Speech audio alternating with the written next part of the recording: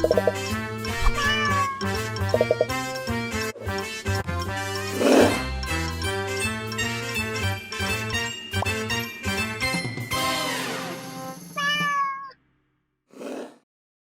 kita mau review salah satu film panjang baru, tapi bukan di bioskop.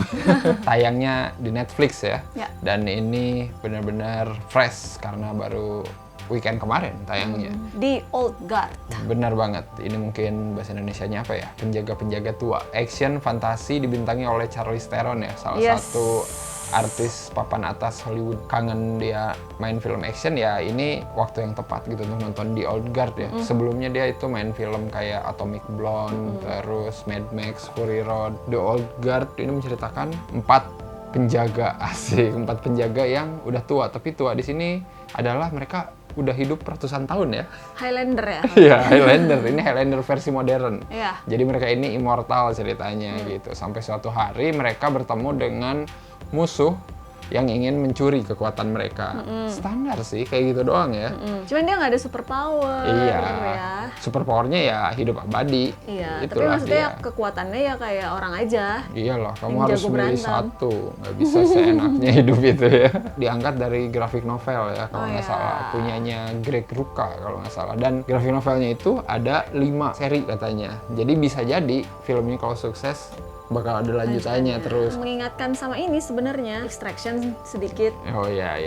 Gitu. Karena modern gitulah ya, tentara yang mencoba mengambil, menyelamatkan gitu Dia ya. kan ada misi-misinya kan. Pas pertama mulai itu kayak sekelompok orang yang dikasih misi. Jadi mirip sama Extraction. Terus ada cewek gitu-gitu. Iya. Cuman kalau dibandingin Extraction sih sebenarnya kurang banyak actionnya. Iyalah, jelas. Cuman aku suka sih ngelihat si Charlize Theron, astaga ya ampun. Iya. Itu umur 45 kayak gitu gila, sumpah. Ya, tidak bisa dipungkiri. Charlize Theron itu daya tariknya lah ya. Ya, udah gitu badannya itu yang seger buger gitu, yang bagus gitu. Iya. Di sini kan Charlize Theron berperan sebagai orang yang udah hidup lama banget ya. Kalau nggak salah sih ribuan tahun bahkan ribuan ya. tahun.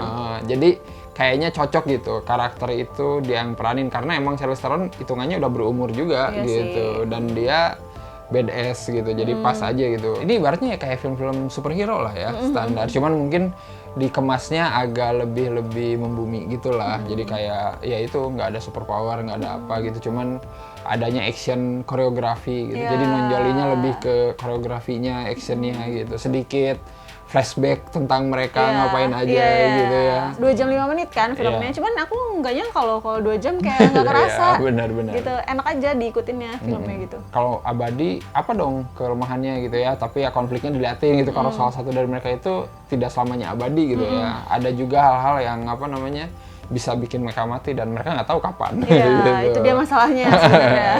Jadi intinya mereka nggak bisa main bunuh diri dan lain-lain juga ya gitu ya.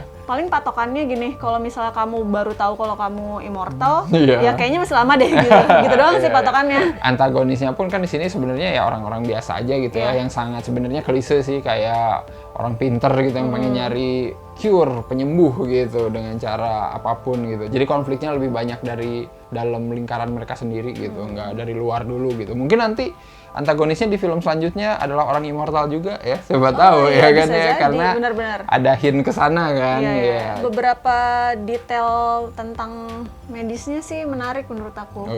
Walaupun ada beberapa detail yang nggak oke juga gitu. Aku suka sih pas yang kata bagian dia jatuh patah gitu, patahnya tuh bagus. Pokoknya yang ada perutnya luka, terus dia kan dijahit tuh, berantem lagi setelah itu. Jadi berdarah lagi gitu. Itu kan jarang banget ya, biasanya kalau di film-film gitu, kalau udah dijahit atau bahkan belum diapa-apain tuh kayak udah bisa ngapa-ngapain gitu. Kalau di sini tuh kayak dia kan sakit lagi kan pas terakhirnya. Kelemahannya mereka bisa mati kapan aja tapi nggak ada gitu ya yang ngasih tahu mungkin ada titik kelemahannya juga gitu, apa yang bisa bikin mereka mati gitu. Aku sih mikir kalau badannya putus gitu gimana gitu ya, masa tumbuh lagi gitu di kepala.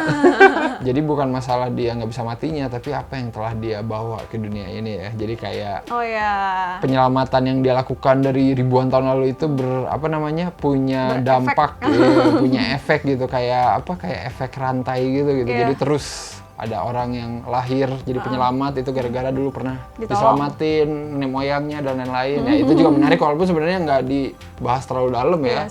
Kayak cuman sekilas doang gini gitu, nggak jelas. Padahal menarik kalau misalkan ada satu karakter yang emang benar-benar terkoneksi gitu sama penyelamatan yang pernah mereka lakukan dari zaman dulu gitu ya. Mungkin yang kurangnya ya lebih kayak ya itu aja, banyak karakter-karakter yang sebenarnya bisa lebih di-highlight lagi sih sebenarnya. Baik yang kurang dalam. Iya benar. Karena mungkin ya banyak juga ya di sini ada 4 orang gitu yang nggak bisa mati, terus tambah 1 anggota baru gitu yang immortal. Belum ada si karakter Chiwetel Ejiofor itu yang dia di awal kayak jahat tapi sebenarnya baik gitu tapi ya. Itu aku kurang gimana gitu sebenarnya kayak nggak jelas gitu loh. Iya, maksudnya kayak gitunya kurang gitu. Terus si karakter antagonisnya yang ilmuwan yang masih mudanya juga kayak cuman gitu doang gitu ya. Even ini loh si Booker juga nggak terlalu gimana, tiba-tiba dia langsung impulsif banget.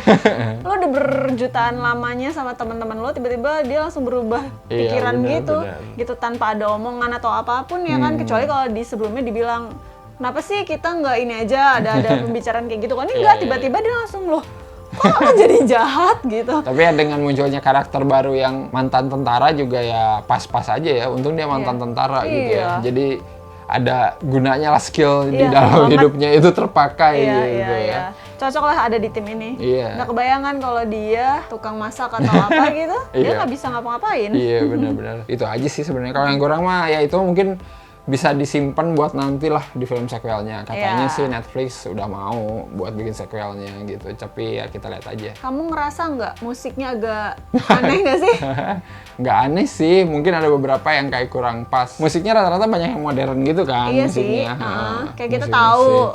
R&B, hip hop kayak gitu. Cuman mungkin di beberapa adegan kayak kurang cocok kali ya. Di akhir itu loh yang dia jatuh dari gedung lantai 15 ya kalau nggak salah. Nggak tahu lantai berapa, punya tinggi banget lah. Dia jatuh, sepi dong gitu. Nah itu sih, sepinya tuh sepi parah, nggak ada orang sama sekali. Jalanan di London ya. Dan dia tuh di pusat kota, di perkantoran, yang patah-patahnya itu sampai recovery kan. Belum ada orang, pas udah beres baru deh orang-orang datang. Dan polisi itu lagi pada kerja kali. Jadi pas hari keluar tuh pas jam istirahat. Sama sekali nggak ada salahnya. Gitu. Memorable aku yang di pesawat. Charlize Theron lagi jemput si Nile ya. Terus dia kan masih kayak denial gitu kalau dia immortal. Berantem lah di pesawat. Berantemnya sih seru karena kan sama-sama jago ya. Pilotnya diajak main-mainan. Main playdate gitu. Nipu-nipu. Tapi itu berantemnya bagus sih. Beberapa koreografinya kan kalau baca-baca ya emang banyak menggabungkan banyak teknik bela diri sih ya. Jadi ya nggak aneh lah. Pas awal juga lumayan tuh penyerbuan yang pertama yang dia ternyata dijebak terus mati. Iya bener. Ternyata bangun lagi dan dipakai tuh senjata-senjata tajamnya ya. Jadi nggak pakai lagi pistol atau senapan gitu. Langsung pakai kampak yang bulat itu.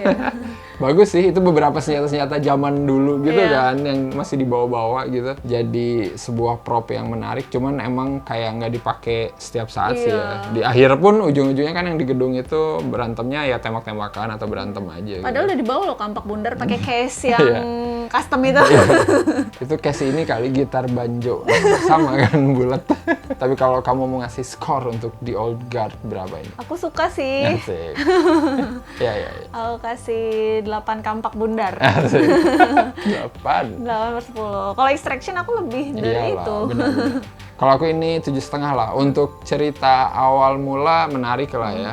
Maksudnya kalaupun ada sequelnya pasti aku pengen nonton lagi sih. Karena emang menarik, masih banyak yang bisa digali gitu sebenarnya. Dan pas tahu ini ternyata bagian dari 5 seri buku grafik novelnya ya oke lah. Siapa tahu dibikin sampai habis gitu ya. Jadi kita tahu cerita keseluruhannya gitu. Dan apakah Charlize Theron tetap akan main terus ya, karena kan di akhir dilihatin kalau dia sebenarnya udah nggak immortal lagi. Luka-luka guys. Gitu. Gimana itu untuk menanggulanginya? Jangan dong. Buat yang udah nonton, komen apakah kalian suka film model kayak gini atau kalian punya rekomendasi film-film yang karakter utamanya immortal selain Highlander ya? Atau kalian nggak pernah denger Highlander? Wah, berarti ketahuan kalian hidup di tahun berapa? Kamu Highlander ya? Enggak. Dan seperti biasa, jangan lupa apa? Jangan lupa like, comment, subscribe, follow Instagram Cinecrip. Betul. Dan seperti biasa, beli kaosnya Cinecrip karena akan ada desain terbaru ya. Linknya ada di bawah. Silakan beli. Sampai ketemu lagi di episode selanjutnya. Bye-bye. Bye-bye.